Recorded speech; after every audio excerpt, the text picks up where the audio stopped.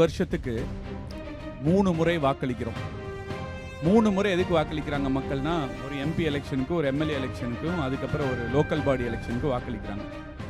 எதுக்காக வாக்களிக்கணும் அப்படின்னு ஒரு கேள்வி வருது. ஏன்னா எலெக்ஷனை பற்றி இத்தனை சேனல்ஸ், இத்தனை டிபேட்ஸ் இவ்வளோ போயிட்டு இருக்கிற பட்சத்தில் எதுக்காக வாக்களிக்கணும்னா, என் வீட்டு பிரச்சனையை நான் பார்த்துக்கிறேன், அதை தாண்டி பொது பிரச்சனைன்னு ஒன்று நாட்டில் இருக்கும்.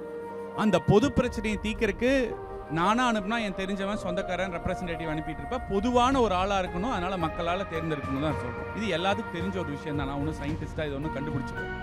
பட் இதில் ஏன் தேர்ந்தெடுக்கிறான்னா, இந்த பொது பிரச்சனைன்னு ஒன்று வர்றப்போ அந்த பிரச்சனையை வச்சு அரசியல் பண்ணாமல், பிரச்சனையை மட்டும் பேசாமல், பிரச்சனைக்கு தீர்வு காண்றது யாரு அப்படிங்கிறது தான் மக்களுக்கு மிக மிக அவசியம். அந்த பிரச்சனை நடக்கிறப்போ என்னோட வலதுகரமா இடதுகரமா வந்து நின்று அந்த பிரச்சனைக்கு என்னோட ஒருவனா இருந்து யாரு தீர்ப்பு காண்பா அப்படிங்கிறதா மக்களுக்கு மிகவும் அவசியம். இதுக்காகத்தான் அரசியல் கட்சிகளும் அரசியல்வாதிகளும் மக்கள் பிரதிநிதிகளும் பிரதானமா இருக்கிறாங்கிறது என்னுடைய கருத்து.